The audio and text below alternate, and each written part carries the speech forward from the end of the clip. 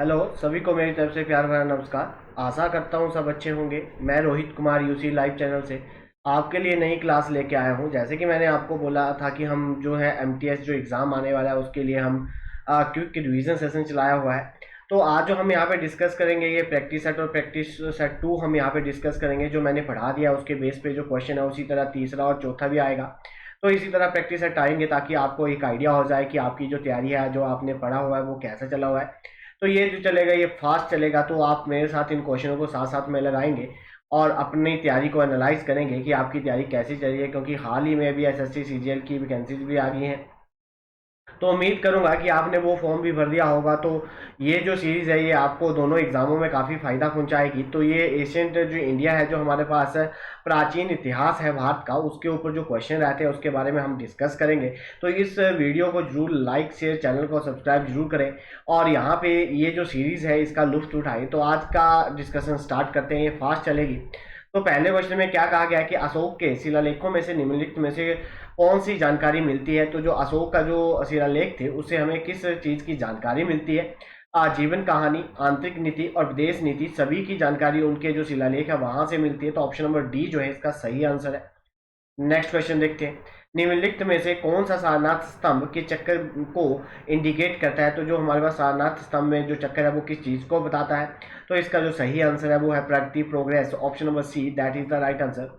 Next question देखते हैं, निम्नलिखित में से कौन सा शिलालेख है।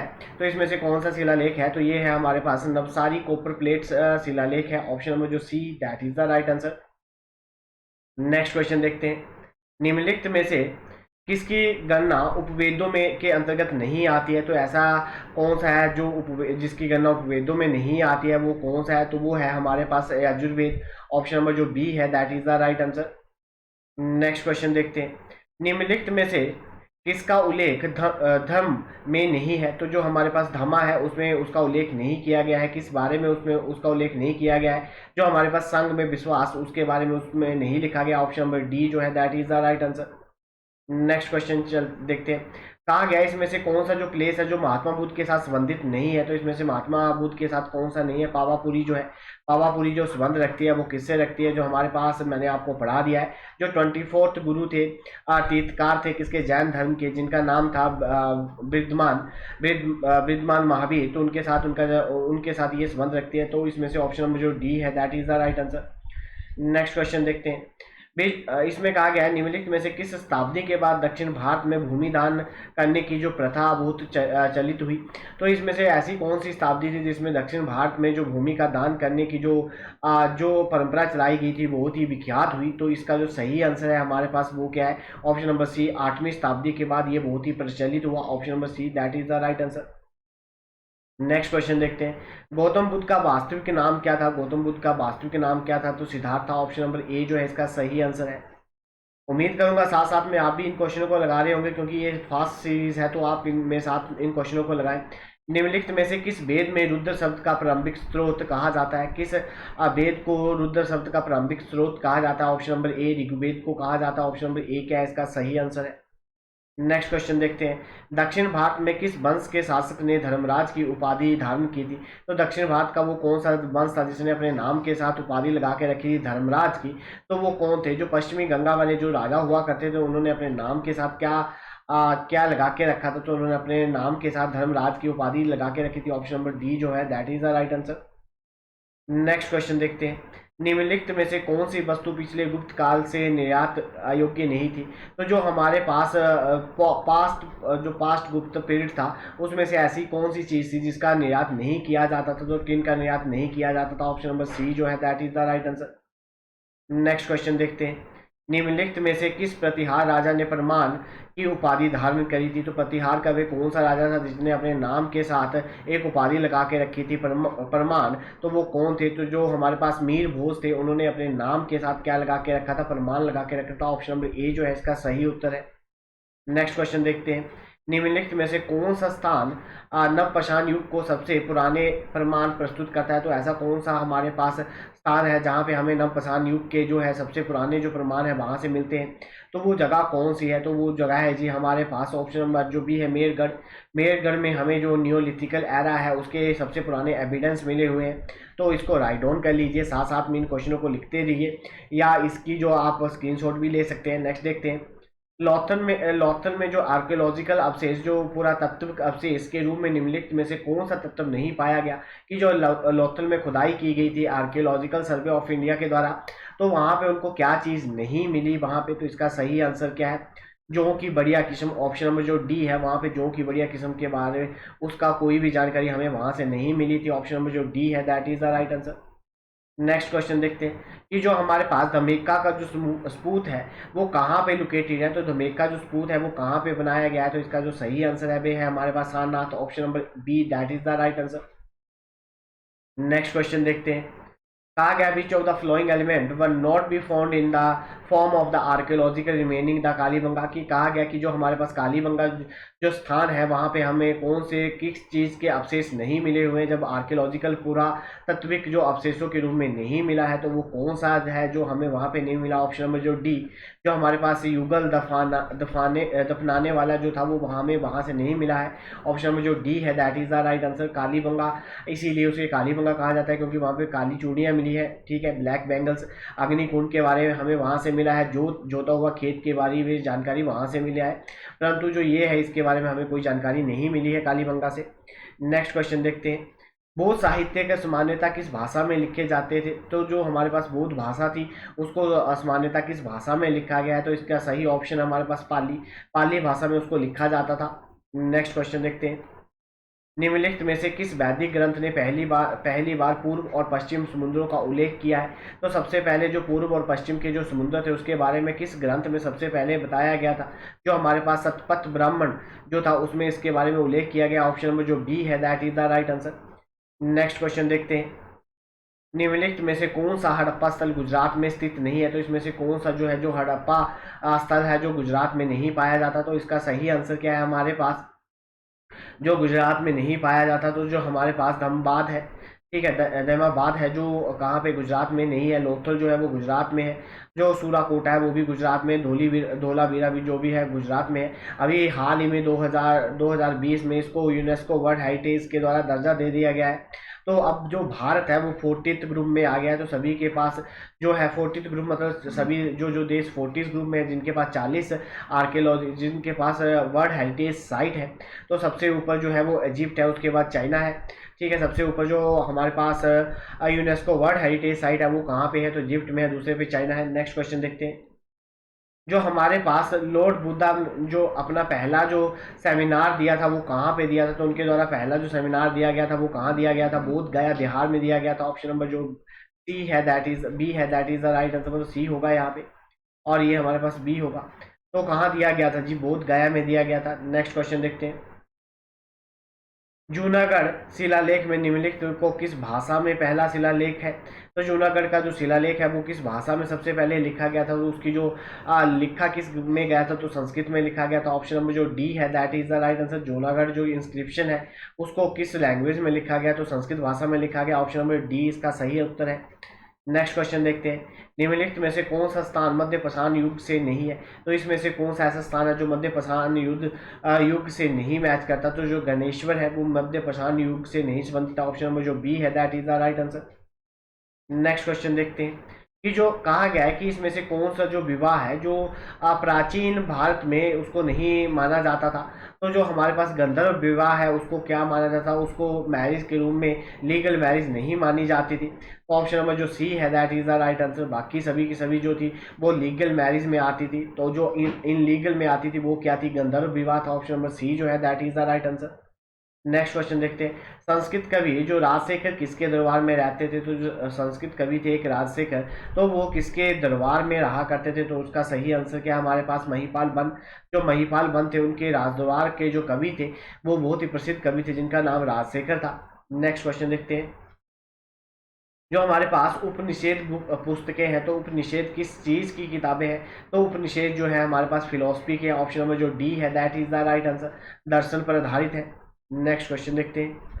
हड़प्पा सभ्यता का पतन किसके परिणाम स्वरूप हुआ? तो हड़प्पा संस्कृति की जो संस्कृति सभ्यता थी उसका पतन क्या किसके परिणाम स्वरूप हुआ है? निश्चित रूप से ज्ञात कारक नहीं है। ऑप्शन नंबर जो डी, हमें नहीं पता किस कारण से हुआ, हमारे पास कोई एविडेंस नहीं है। तो ऑप्शन नंबर जो डी है that is the right answer.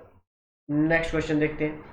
Harappa के सभी स्थलों पर सबसे अधिक पाए जाने वाली पशु की आकृति कौन सी थी? तो यूनिहॉर्न जो बुल था, जो बैल था, उसकी सबसे ज्यादा आकृति पाई जाती थी हड़प्पा जो स्थल थे वहां पे। तो ऑप्शन नंबर जो ए है that is the right answer. जिनके सर पे एक सींग हुआ करता था उसके क्या कहा जाता था? यूनिकॉर्न हॉर्न के बुल के नाम से जाना जाता। मैक्सिमम वहां पे उस पशु की जो हमारे पास मैक्सिमम उस पशु की जो हमारे पास आकृतियां बनी हुई है। नेक्स्ट क्वेश्चन देखते हैं। हड़प्पा सभ्यता की तिथि किस पे आधारित की गई है?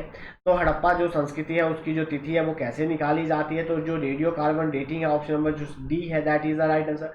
हमें कैसे पता चलेगा कि ये वाला जो है इतना पुराना है? तो जो कार्बन डेटिंग C14 यूज किया जाता है उससे हमें पता चल जाता है। नेक्स्ट क्वेश्चन देखते हैं।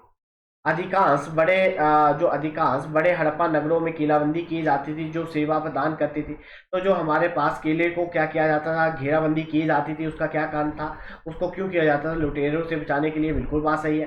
पशु हमलावरों के खिलाफ, बिल्कुल बात सही है। बाढ़ के खिलाफ सुरक्षा, बिल्कुल बात सही है। तो ये तीनों की तीनों बातें बिल्कुल सही है। ऑप्शन नंबर जो डी है that is the right answer. उम्मीद करूंगा कि आप साथ साथ में मेरे इन क्वेश्चनों को लगा रहे होंगे ताकि आपको एक आइडिया मिल जाए कि आपकी तैयारी कैसी चल रही है। आज जो हम यहाँ पे डिस्कस करेंगे वो 110 क्वेश्चन होंगे, तो उम्मीद करूंगा कि आप साथ साथ में उन क्वेश्चनों को लगा रहे होंगे। नेक्स्ट क्वेश्चन देखते हैं कि जो हमारे पास प्रोटो हिस्ट्रिक जो पीरियड था वो कब से कब तक था? तो इसका जो सही आंसर है वो है हमारे पास ऑप्शन नंबर ए, 3500 से लेकर 1750 तक जो था वो वाला काल था। Option number A that is the right answer. Next question देखते हैं। निम्नलिखित में से कौन सा कथन बिल्कुल सही है? भारतीय संदर्भ में पहला वास्तविक होमिनाइड जीवाश्म जो हमारे पास पोतावार पठार में था? नहीं जी। आधुनिक मानव और होमोस्पेसियन निम्नलिखित कुषाण संस्कृतियों के अनुरूप है? नहीं जी। जो हमारे पास मैथोलिक जो थे वो हमारे पास किस स्टेज से थे? तो ये भी हमारे पास गलत है। लघु प्रसारण का प्रयोग आवश्यक रूप से मध्य प्रसारण चरण में नहीं था, बिल्कुल बात सही है। ठीक है, गलत है इसमें। शैली काली जो कला की प्रतियोगिता प्रतिहासिक जो मानव के अवकाश के लिए उत्पाद के रूप में देखा जाता था, बिल्कुल बात सही है। ठीक है जी, इसमें ये बात क्या है? गलत है जी। तो लघु प्रसारण का प्रयोग आवश्यक रूप से मध्य प्रसारण चरण में नहीं किया जाता था, बिल्कुल बात सही है। ऑप्शन नंबर जो 4 है that is the right answer. Option number D that is the right answer. उम्मीद करूंगा कि आप वीडियो को लाइक, चैनल को सब्सक्राइब करना नहीं भूलेंगे। नेक्स्ट क्वेश्चन देखते हैं। उपकरणों का प्रयोग करने वाले पहले होमिनाइड कौन थे? तो जिनके द्वारा उपकरणों का प्रयोग किया गया था वो कौन थे? तो इसका जो हमारे पास सही उत्तर है वह है option number D. Option number D that is the right answer. Next question देखते हैं। किस होमो होमिनाइड प्रजाति को बीच की अभिवाजिक रेखा को कहा जाता है? मानव और मनुष्य को जो अलग करती है उसे क्या कहा जाता है? होमो इराकेटस कहा जाता है। होमो इराकेटस कहा जाता है। Option number C that is the right answer. Next question देखते हैं। शोना संस्कृति का दूसरा नाम क्या है? तो जो शोना संस्कृति थी उसका जो दूसरा नाम है वो क्या है? तो उसका दूसरा नाम है नीमन कुषाण संस्कृति। ऑप्शन नंबर ए जो है that is the right answer. लोर पैलेथिक जो कल्चर था उसको कहा जाता था। ऑप्शन नंबर जो ए है that is the right answer. Next question देखते हैं। दक्षिणी थार मरुस्थल में मध्य कुषाण काल के औजारों के समूह को क्या कहा जाता था? कि दक्षिण जो थार है उसमें जो मरुस्थल है उसमें जो मध्य कुषाण काल था उसमें औजारों के समूह को किस नाम से जाना जाता था? तो इसका सही आंसर क्या है हमारे पास? लूनी ट्रेडिशन, मतलब लूनी परंपरा। ऑप्शन नंबर जो डी है that is the right answer. Next question देखते हैं। पूरा कुषाण काल में नव कुषाण काल में परिवर्तित किसके कारण संभव हुआ? तो जब हम पूरा कुषाण युग से कहाँ गए जी? नव कुषाण युग में गए। तो उसका मेन कारण क्या था? हमें किस चीज के बारे में पता चल गया था? उसका जो सही आंसर है वह है हमारे पास अनाज उगाना। ऑप्शन नंबर बी, कि हम पहले क्या करते थे जी? जो हमारे पास शिकार करते थे उसी को मारते थे, उसी को कच्चा खा लेते थे, हमें आग के बारे में नहीं पता था। अब हमने अनाज उगाना भी सीख लिया। ऑप्शन नंबर बी है, that is the right answer. Next question देखते हैं, निम्नलिखित में से कौन सा एक प्रमुख पूर्व हड़प्पा स्थल है? तो इसमें से कौन सा एक प्रमुख हड़प्पा स्थल है? तो जो मेहरगढ़ है, ऑप्शन नंबर जो सी है, that is the right answer. Next question देखते हैं, जो आदिम मनुष्य ने सबसे पहले सीखा था? तो जो आदिम मनुष्य था, जो प्रिमिटिव मैन था, उसने सबसे पहले क्या सीखा? तो उसने सबसे पहले आग बनाओ, आग कैसे जलाई जाती है? ऑप्शन नंबर जो ए है, that is the right answer. Next question देखते हैं, मनुष्य द्वारा सबसे पहले पहले उगाए जाने वाले अनाज कौन थे? तो मनुष्य के द्वारा सबसे पहले जो अनाज उगाया गया था, उस वो कौन सा अनाज मनुष्य के द्वारा सबसे पहले उगाया गया था? जो गेहूं और जो है वो सबसे पहले मनुष्य के द्वारा उसकी खेती की गई थी। Option number A, that is the right answer. Next question देखते हैं, पूरा कुषाण काल के लोगों को का मुख्य व्यवसाय क्या है? जो पूरा कुषाण काल के लोगों का मुख्य व्यवसाय क्या था? तो उनका मुख्य व्यवसाय क्या था जी? कृषि थी। Option number A, that is the right answer. उम्मीद करूंगा कि आप वीडियो को लाइक, चैनल को सब्सक्राइब करना नहीं भूलेंगे। नेक्स्ट क्वेश्चन देखते हैं, पहला प्रयोग जिसके लिए पहिया लगाया लगाया गया प्रतीत होता है, तो ऐसा कौन सा था? कौन सा प्रयोग किया था जिसके लिए हमने सबसे पहले पहिए का यूज किया था? तो उसके लिए हमने किसका प्रयोग किया था? एक गाड़ी को खींचना। कि जब गाड़ी को खींचने के लिए किसका प्रयोग करा था? पहिए का प्रयोग करा था। Option number B, that is the right answer. Next question देखते हैं, अब तक हड़प्पा स्थलों की कुल संख्या अनुमित संख्या है। तो अभी ये तक हड़प्पा जो स्थान है उसको ढूंढ लिया गया, तो अप्रोक्सीमेटली वो कितने हैं? तो इसका जो सही आंसर है वो है 2000। ऑप्शन नंबर जो बी है, that is the right answer. Next question देखते हैं, कहा गया पुजारी राजा और नृत्य करने वाली लड़की के रूप में जाने जाने वाली मूर्ति निम्नलिखित में से किस स्थान पर खोजी गई थी? तो ये जो हमारे पास नृत्य करती हुई मूर्ति और जो हमारे पास पुजारी राजा है उसकी जो मूर्ति है वो हमें कहाँ से मिली है, हमने कहाँ से उसको निकाला है? तो जो हमारे पास मोहनजोदारो था। ऑप्शन में जो बी था, that is the right answer. Next question देखते हैं, मोहनजोदारो से मिली प्रसिद्धि पशुपति मोहर पर निम्नलिखित जानवर की छाप नहीं हुआ करती थी। कि मोहनजोदारो जब भी कोई व्यापार करते थे उसमें अपनी स्टैंप लगाते थे, उस स्टैंप को क्या कहा जाता? पशुपति नाथ का जो था उस पर चित्र बना हुआ था। और वहाँ पे जो जानवर थे वो जो हमारे पास जानवर छपा नहीं था। तो उसमें से कौन सा जानवर है जो उसमें उस जो हमारे पास स्टैंप बनाई गई थी उसमें उस जानवर का इंप्रेशन नहीं था? तो इसका सही आंसर क्या है? हमारे पास घोड़ा। ऑप्शन नंबर जो डी है, that is the right answer. उनका जो उसका जो चित्र था उस पर नहीं छापा गया था। Option number D, that is the right answer. Next question देखते हैं, हड़प्पा हड़प्पा की मिट्टी के बर्तनों की सतह पर निम्नलिखित में से किस चित्रता नहीं की गई थी?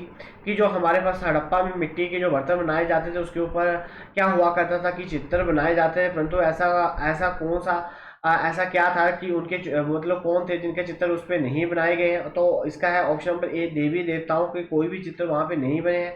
Option number A, that is the right answer. Next question देखते हैं, हड़प्पा सभ्यता के निर्मित कांस्य मूर्तियों के रूप में जाने जाने वाली प्रक्रिया के माध्यम से किए गए।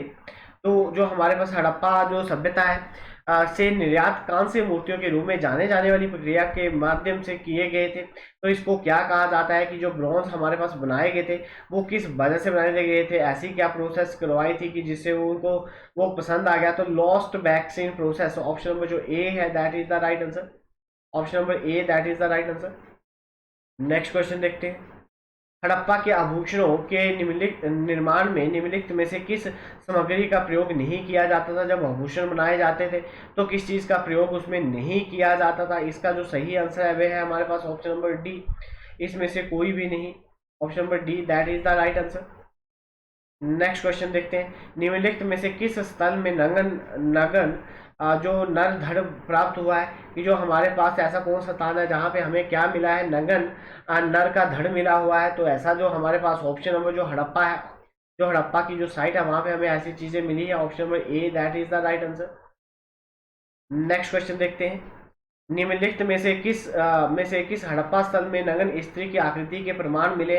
तो ऐसा कौन सा हड़प्पा का स्थान था जहां पे हमें नगन स्त्री की आकृति के प्रमाण मिले हैं? इसका जो सही आंसर है वह है हमारे पास ऑप्शन नंबर ए, मोहनजोदारो में। Option number A, that is the right answer. Next question देखते हैं। हड़प्पा की मोहर पर निम्नलिखित में से किस जानवर जानवर का सबसे अधिक चित्रण किया गया है? तो हड़प्पा हड़प्पा की जो मोहर है उसमें सबसे ज्यादा किस जानवर के चित्र बनाए गए हैं? ऑप्शन नंबर बी बैल के, option number B, that is the right answer. ये पहला प्रैक्टिस सेट हमने डिस्कस कर लिया, आप कंटिन्यूटी में दूसरा भी करेंगे। उम्मीद करूंगा कि आप इस सेट के बाद अपना स्कोर जरूर एनालाइज करेंगे और मुझे कमेंट सेक्शन में भेजेंगे कि आपका जो स्कोर है वो इन क्वेश्चन में कितना बना। अब मैं दूसरे क्वेश्चन लेके आ रहा हूँ, सेट 2 जो है उसको भी हम यहीं साथ में डिस्कस कर लेंगे प्रैक्टिस सेट के लिए। कहा गया भगवान बुद्ध ने अपनी अंतिम सांस कहाँ ली थी? तो भगवान बुद्ध के द्वारा अपनी अंतिम सांस कहाँ पे ली गई, जिसे क्या कहा जाता है? महापरिनिर्वाणा के नाम से जाना जाता है, महापरिनिर्वाणा के नाम से उसको जाना जाता है। तो उनके द्वारा जो अंतिम सांस है वो कहाँ पे ली गई थी? तो कुशीनगर में ली गई थी। ऑप्शन नंबर जो सी है that is the right answer. और ये कितने साल की एज में इनकी मौत होगी? तो 80 वर्ष की एज में इनकी क्या होगी? मौत होगी थी। तो मैंने आपको ये थ्योरी में पढ़ाया हुआ है, मैं उम्मीद करूंगा कि आपका ये वाले क्वेश्चन गलत नहीं होना चाहिए। नेक्स्ट क्वेश्चन देखते हैं। जो हमारे पास बुद्ध की विश्व की सबसे बड़ी अखंड मूर्ति कहाँ पे स्थित है? तो जो महात्मा बुद्ध है उनकी सबसे बड़ी जो अखंड मूर्ति बनाई गई है तो वो कहाँ पे बनाई गई है? तो हैदराबाद में बनाई गई है। ऑप्शन नंबर जो बी है that is the right answer. Next question देखते हैं। निम्नलिखित में से कौन सा बौद्धों का पवित्र ग्रंथ है? तो इसमें से जो बौद्ध धर्म है उनका जो पवित्र ग्रंथ है उसका क्या नाम है? उसका नाम है त्रिपट्टिका। ठीक है, त्रिपट्टिका उनका पवित्र ग्रंथ है। ऑप्शन नंबर जो बी है that is the right answer.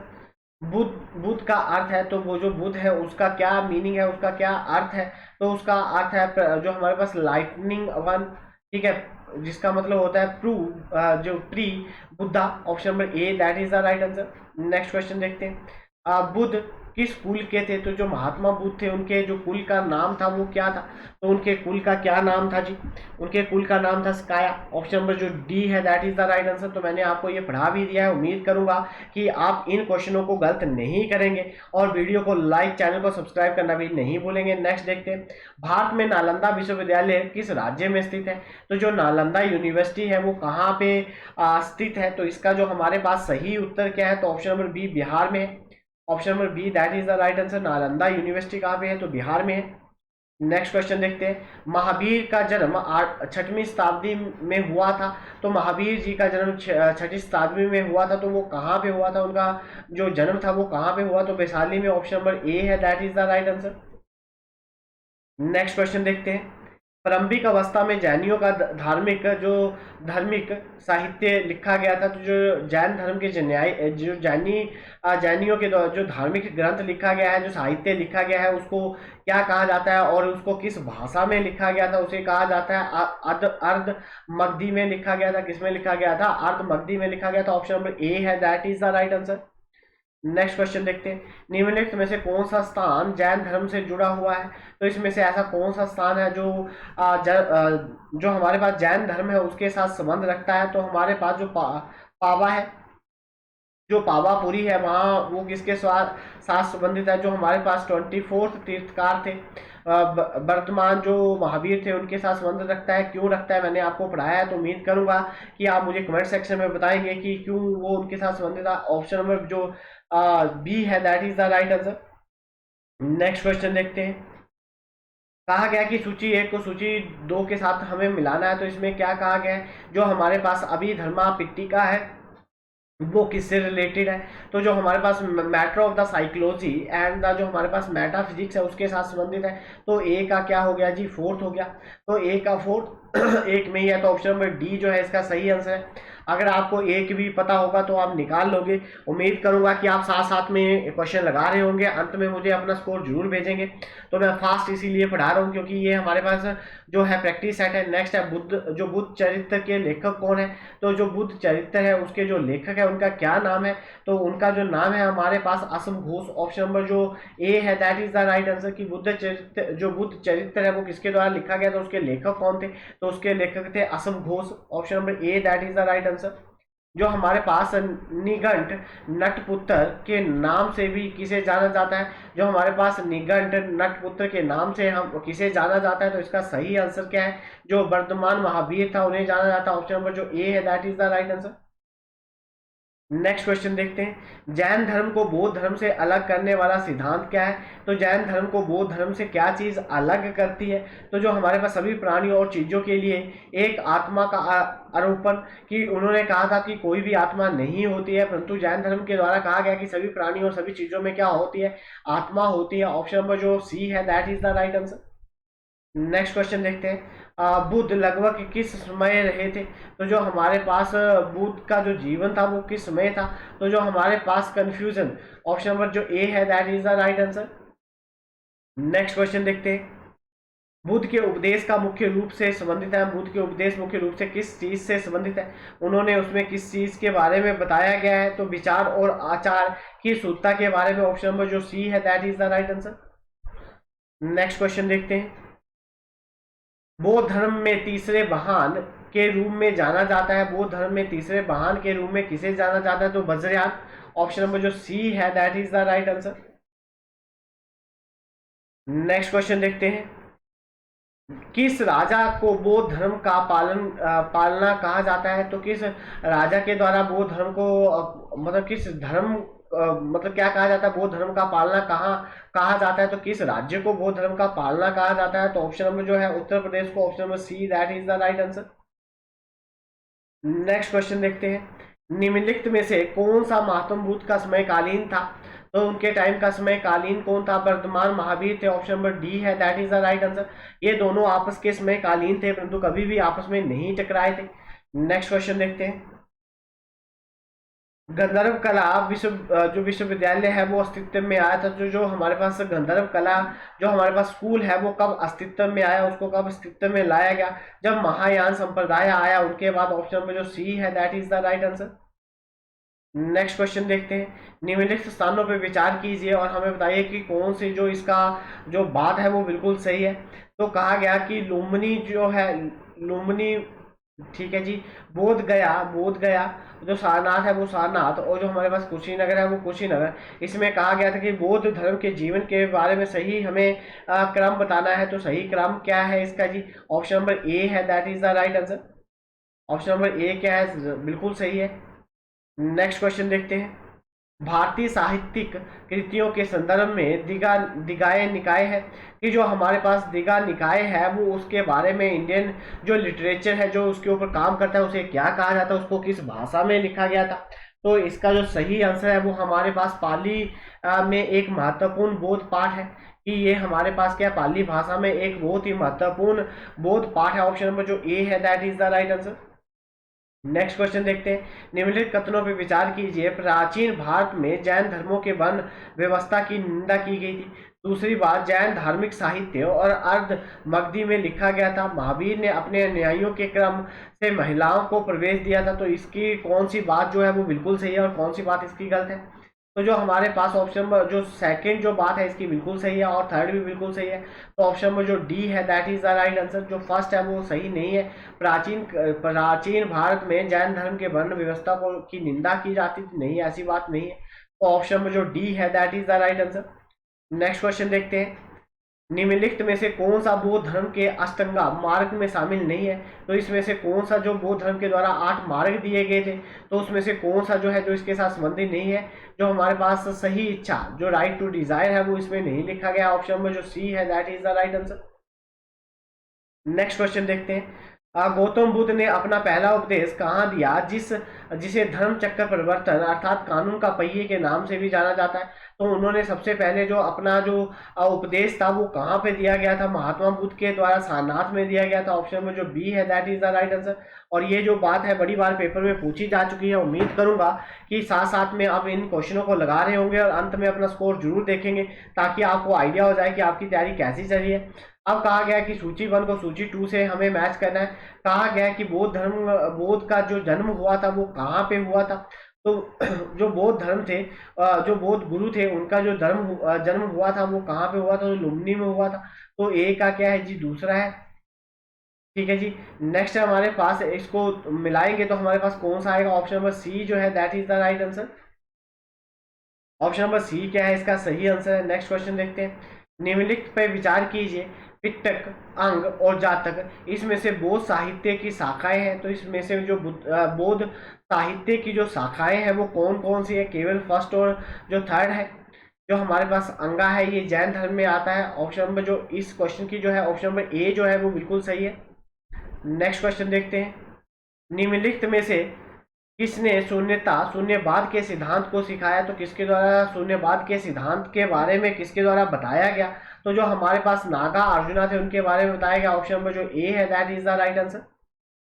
Next question देखते हैं। निम्नलिखित में से कौन सा राजा जैन धर्म का प्रबल अनुयायी था? तो किसके द्वारा जो जैन धर्म का जैन धर्म के लिए बहुत ही बड़ा अनुयायी था, तो उसका उस राजा का क्या नाम था? उस राजा का नाम था खारवेल। ऑप्शन नंबर सी है that is the right answer.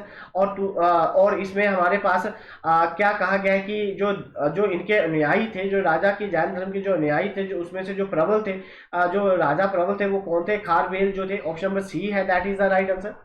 Next question देखते हैं। निम्नलिखित में से किसे दक्षिण भारत में जैन धर्म को ले जाने का श्रेय दिया जाता है? तो दक्षिण भारत में जैन धर्म का प्रचार किसके द्वारा किया गया था? तो जो भद्रबाहु है उनके द्वारा किया गया था। ऑप्शन नंबर जो डी है that is the right answer. उम्मीद करूंगा कि आप वीडियो को लाइक, चैनल को सब्सक्राइब करना नहीं भूलेंगे। जो हमारे पास बौद्ध धर्म में प्रतिमोक्ष का क्या अर्थ है? तो बौद्ध धर्म के अनुसार जो प्रतिमोक्ष है उसका क्या मतलब होता है, उसका क्या मीनिंग होता है? तो उसका मीनिंग होता है संघ के नियम। ऑप्शन नंबर जो सी है that is the right answer. Next question देखते हैं। निम्नलिखित में से कौन सा बौद्ध धर्म और जैन धर्म का सामान्य नहीं है? तो इसमें से कौन सी ऐसी चीज है जो बौद्ध धर्म और जो जैन धर्म है उसमें सामान्य नहीं है? तो इसका जो हमारे पास सही उत्तर है वह है ऑप्शन नंबर ए अहिंसा। ऑप्शन नंबर ए क्या है? बिल्कुल सही बात कही गई है। जो जैन धर्म और बौद्ध धर्म को आपस में नहीं मिलाते हैं। नेक्स्ट क्वेश्चन देखते हैं। प्रथम बौद्ध परिषद निम्नलिखित में से किस शहर में आयोजित की गई थी? तो ये भी मैंने आपको पढ़ा दिया है कि फर्स्ट जो काउंसिल हुई थी बुद्धिस्ट की, तो वो कहाँ पे हुई थी? तो वो हुई थी राजगृह में। और किसके द्वारा करवाई गई थी, कब करवाई गई थी, ये सब पढ़ाया हुआ है। उम्मीद करूंगा कि आप उन चीज़ों को नहीं भूलेंगे जो पढ़ा दी गई है, क्योंकि क्विक रिवीजन का मतलब होता है कि आपको फास्ट में पढ़ाया जाए, उसके बाद आपसे क्वेश्चन लगाया जाए ताकि पेपर में आपका कोई भी क्वेश्चन गलत ना हो। ऑप्शन नंबर सी है that is the right answer. Video को जितना शेयर कर सकते हो करो, ताकि आपके जो फ्रेंड है उनको भी इसका फायदा मिल जाए। नेक्स्ट देखते हैं। महावीर जैन के अंतिम महावीर जैन ने अंतिम सांस ली, तो उनके द्वारा अंतिम सांस कहाँ पे ली गई थी? जो जैन धर्म के जो गुरु थे, जो पावापुरी है, उनमें उसमें उनकी अंतिम सांस ली गई थी। ऑप्शन नंबर जो सी है that is the right answer. Next question देखते हैं। गौतम बुद्ध किसके समय तक भगवान के पद पर आसीन हुए थे? तो गौतम बुद्ध किसके समय तक भगवान के पद पर आसीन हुए थे? तो इसका जो सही उत्तर है वो है हमारे पास कनिष्क।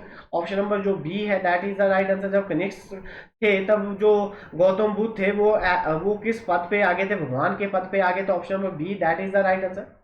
नेक्स्ट क्वेश्चन देखते हैं। बोध गया में महाबोधि मंदिर का निर्माण किया था। बोध गया में महाबोधि मंदिर का निर्माण किसके द्वारा करवाया गया था, क्यों करवाया गया था? तो इसका जो हमारे पास सही उत्तर क्या है? बौद्ध धर्म के ज्ञान को प्राप्त किया था, क्योंकि यहाँ पे बोध गया में बौद्ध धर्म के द्वारा क्या किया था, उसको अलाइटमेंट हुई थी। जो बौद्ध भगवान थे उन्हें क्या हुई थी? अलाइटमेंट हुई थी। तो मैंने आपको बताया हुआ है उन्हें किस पेड़ के नीचे अलाइटमेंट हुई थी। उसी तरह जैन धर्म के बारे में बताया है। उम्मीद करूंगा कि आप इन क्वेश्चनों को गलत नहीं करेंगे। नेक्स्ट देखते हैं। चीनी यात्री हमारे पास है जो हमारे पास हेवांग सांग किस विश्वविद्यालय में अध्ययन किया था? जो हमारे पास हेवांग सांग था उसने किस विश्वविद्यालय में अपनी पढ़ाई करी थी, किसमें पढ़ा था? वो नालंदा में पढ़ा था। ऑप्शन नंबर जो डी है that is the right answer, Nalanda. Next question देखते हैं। तृतीय बौद्ध संगीति का आयोजन कहाँ हुआ था? जो तीसरी जो हमारे पास काउंसिल करवाई गई थी, तो वो कहाँ पे करवाई गई थी? ये चीज़ भी मैं आपको पढ़ा चुका हूँ। तो वो कहाँ पे करवाई गई थी? पाटलिपुत्र में करवाई गई थी। ऑप्शन नंबर जो बी है that is the right answer. Next question देखते हैं। महावीर स्वामी जी का जन्म कहाँ पे हुआ? तो महावीर स्वामी जी का जन्म कहाँ पे हुआ? जो कुंडा गांव है। ऑप्शन नंबर जो ए है that is the right answer, क्योंकि मैंने ये आपको थ्योरी की क्लास में पढ़ा दिया है। तो उम्मीद करूंगा कि आप साथ साथ में इन क्वेश्चनों को लगाएंगे और ये जो रिवीजन है ये ऐसे ही फास्ट चलेगी। अगर मैं फास्ट पढ़ा रहा हूँ तो भी बता देना। नेक्स्ट देखते हैं।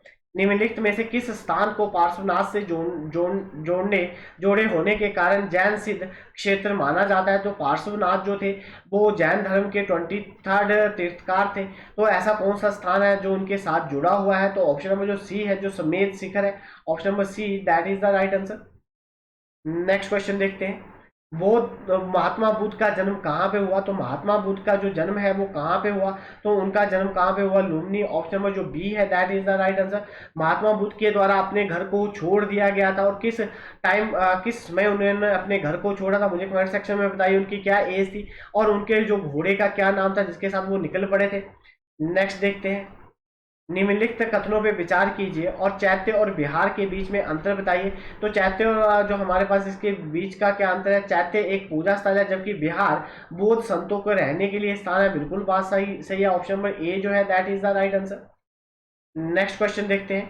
तीन रत्नाओं के सिद्धांत जो सम्यक विश्वास, सम्यक आचार, सम्यक ज्ञान की महिमा है। तो जो ये जो हमारे पास तीन, right to believe, right to conduct और राइट टू नॉलेज, तो ये किसके उसमें लिखा गया है? ये तीन जो हमारे पास सिद्धांत है, जो तीन रत्नाज हैं, वो किसमें ये किसके हैं? तो ये जैन धर्म के हैं। ऑप्शन नंबर जो सी है that is the right answer. Next question देखते हैं। शिक्षा के महान केंद्र विक्रमशिला महाविहार की स्थापना किसके द्वारा की गई थी? जो शिक्षा का एक महान केंद्र था जिसका नाम विक्रमशिला था, उस महाविहार की स्थापना किसके द्वारा की गई थी? तो इसकी स्थापना किसके द्वारा की गई थी? धर्मपाल के द्वारा की गई थी। ऑप्शन नंबर डी है that is the right answer. ये जो क्वेश्चन है बड़ी बार पेपर में पूछा जा चुका है, तो उम्मीद करूंगा कि आप क्वेश्चन को गलत नहीं करेंगे, वीडियो को ज़्यादा से ज़्यादा शेयर करेंगे, ताकि जो आपके और जो फ्रेंड है जो तैयारी कर रहे हैं उनका भी कोई लॉस ना हो, उनको उनकी भी अच्छी सिलेक्शन हो जाए। तो और चैनल को सब्सक्राइब करना भी नहीं भूलोगे। नेक्स्ट देखते हैं। लुम्बिनी महात्मा बुद्ध का जन्म स्थान था, इसकी शिलालेख की प्रमाणित होता है। तो ये किस शिलालेख से हमें प्रमाणित होता है कि जो महात्मा बुद्ध थे उनका जो जन्म हुआ था वो लुम्बिनी में हुआ था, नेपाल में हुआ था। तो इसके जो शिलालेख है वो हमें कहाँ पे मिलते हैं? अशोक ने जो शिलालेख लगाए हैं उसमें इसके बारे में लिखा गया है। ऑप्शन नंबर जो ए है that is the right answer. Next question देखते हैं। सारनाथ राज्य में है, तो सारनाथ किस राज्य में है? ठीक है जी। जो हाल में जो है वो सारनाथ कहाँ पे है? तो यूपी में। ऑप्शन नंबर जो डी है that is the right answer. Next question देखते हैं। विक्रमशिला महाविहार की स्थापना किस शासक के द्वारा करवाई गई थी? तो अभी हमने पीछे डिस्कस किया कि उसकी स्थापना महिपाल के द्वारा की गई थी, और वो किस राजवंश से संबंध रखता था? तो इसका जो हमारे पास सही आंसर है, पाल राजवंश से वो संबंध रखता था। ऑप्शन नंबर जो डी है that is the right answer. Next question देखते हैं। बुद्ध ने किस गणराज्य में महापरिनिर्वाण प्राप्त किया था? तो महात्मा बुद्ध के द्वारा किस जो रिपब्लिक था उसमें उन्हें महापरिनिर्वाण की जो हमारे पास जो प्राप्त हुआ था, तो वो उस टाइम वो किस वो राज्य वो किसके अधीन था, किस शासक के अधीन था? तो जो हमारे पास मल्ला जो थे। Option number A that is the right answer. Next question देखते हैं। सूची 1 को सूची 2 के साथ हमें मिलाना है। तो हमारे पास बोध वृक्ष क्या है? घोड़े का नाम क्या था? ठीक है, घोड़ा। जो कलम जो धर्म चेतक है, तो इसको आपस में मिलाना है कि जो हमारे पास प्रतीक है और उसका अर्थ बताना है। तो धर्म चक्र जो है वो किसके बारे में बताता है? वो जो हमारे पास बोधि वृक्ष है वो किसके बारे में बताता है? घोड़ा जो है वो किसके बारे में बताता है? और जो कमल है वो किसके बारे में हमें नॉलेज देता है? तो जो हमारे पास बोधि वृक्ष है ये आत्मज्ञान के बारे में पता चलता है। तो ए का जी जो हमारे पास इसमें क्या कहा गया है कि ये किसके साथ मैच करता है? तो ए का क्या है जी हमारे पास तीसरा है। जो हमारे पास बी का क्या होगा? धर्म चक्र का क्या है? वो क्या है हमारे पास? प्रथम उपदेश दिया था। घोड़ा क्या है जी? जो सी है हमारे पास वो क्या है? त्याग है। और जो डी है हमारे पास वो क्या है जी? फर्स्ट है। तो ऑप्शन नंबर ए जो है that is the right answer. कमल का मतलब क्या है? जन्म। और जो घोड़े का मतलब है वो है त्याग। तो ये मैंने आपको राइट डाउन करवा दिया, इसको राइट डाउन जरूर कर लीजिए। नेक्स्ट देखते हैं। निम्नलिखित में से किसने प्रतिपादन पादित किया कि भाग्य सब कुछ निर्धारित करता है, मनुष्य शक्तिहीन है? तो इसमें किसके द्वारा ये बात कही गई थी कि जो सब कुछ है वो भाग्य के द्वारा किया जाता है, मनुष्य तो बस शक्तिहीन है, मनुष्य के द्वारा उसके ऊपर कोई कंट्रोल नहीं होता? तो ये जो बात है किसके द्वारा कही गई थी? तो कहाँ कही गई है? जो अजीविका है। ऑप्शन नंबर जो सी है that is the right answer. Next question देखते हैं। भगवान बुद्ध के निम्नलिखित 4 जो आर्य सत्यों का उपदेश दिया गया था, नीचे हमें बताना है कि उसमें से कौन सी बात उनको पहले कही गई थी। कि दुख का कारण क्या है? सबसे पहले ये पता करो दुख का कारण क्या है। सॉरी, सबसे पहले कष्ट क्या होता है, उसके बाद दुख का कारण क्या है, उसके बाद दुख के जो निवारण की ओर ले जाने वाला मार्ग ढूंढो कि दुख को कैसे दूर किया जा सकता है, और दुखों का जो हमारे पास निवारण है उससे कैसे किया जाएगा। तो जो हमारे पास सबसे पहले उन्होंने बोला कि कष्ट क्या होता है, उसके बाद बोला कि दुख का कारण क्या है, दुख क्यों हुए, और दुखों का जो निवारण होता है, तो फिर उसका दुख के जो निवारण की ओर ले जाने वाला मार्ग ढूंढो। तो ऑप्शन नंबर जो ए है that is the right answer, कि महात्मा बुद्ध के द्वारा ये कहा गया था। पहले बोला गया था कि भाई कष्ट क्या होता है, उसको महसूस करो, फिर उसका दुख का कारण ज्ञात करो, फिर उसको कैसे दूर किया जा सकता है उसको ज्ञात करो, और उसके बाद उसको दूर करने का जो रास्ता है उसको ढूंढो। तो ऑप्शन नंबर जो ए है that is the right answer. Next question देखते हैं, निम्नलिखित में से किसने एशिया का प्रकाश कहा जाता है, इसमें से किसे एशिया का प्रकाश कहा जाता है। तो भगवान बुद्ध को क्या कहा जाता है, एशिया का प्रकाश कहा जाता है। ऑप्शन नंबर जो बी है that is the right answer. Next question देखते हैं, जो हमारे पास स्यादवाद का सिद्धांत क्या था। तो ये इसमें ये किससे संबंधित है, स्यादवाद का जो सिद्धांत है वो किससे संबंधित है। तो ये है हमारे पास जैन धर्म के साथ संबंध रखता है। ऑप्शन नंबर जो सी है that is the right answer. Next question देखते हैं, जब स्फूर्त स्थल जो भगवान बुद्ध के जीवन की सभी घटनाओं से जुड़ा नहीं है, तो ऐसा कौन सा स्थल स्फूर्त है जो महात्मा बुद्ध के जो लाइफ में जो इंसिडेंट हुए उसके बारे में नहीं बताता है। तो इसका जो हमारे पास सही उत्तर क्या है, तो जो सांची का स्फूर्त है वो उसके बारे में नहीं बताता है। ऑप्शन नंबर जो बी है that is the right answer. Next question देखते हैं, नेक्स्ट क्वेश्चन में कहा गया है कि जो हमारे पास प्रवासी गिरी जो तीर्थ स्थल है वो किसका है। तो प्रवासी गिरी जो तीर्थ स्थल है वो किसके लिए फेमस है, किसका तीर्थ स्थल है। तो जैन जैन जैन के जो अनुयायी है, जो जैन भगवान जो है उनके लिए उनका जो मंदिर है वो कहाँ पे है, प्रभास गिरी में स्थल, प्रभास गिरी स्थल है जो बहुत फेमस है जैन जैन अनुयायियों के लिए। ऑप्शन में जो बी है that is the right answer. Next question देखते हैं, महावीर की मृत्यु के बाद जैन संघ का प्रमुख किसे कहा जाता है। तो जब महावीर जी की मृत्यु होगी तो उसके बाद जो जैन संघ था उसका जो प्रमुख है वो उसे किसे कहा जाता है। तो उसका जो प्रमुख है और वो कौन है, तो जो है हमारे पास सुधर्मा। ऑप्शन नंबर जो डी है that is the right answer. Next है, राजगृह के शाही चिकित्सक जीवक गणिक के पुत्र थे जिनका नाम क्या था। कि जो हमारे पास एक फिजिशियन थे जीविका, ठीक है जी, तो वो किसके बेटा हुआ करते जिन्हें गणिका के नाम से भी जाना जाता, तो उनका क्या नाम था। तो उनका नाम था हमारे पास सलावती। सलावती ऑप्शन नंबर ए जो है that is the right answer.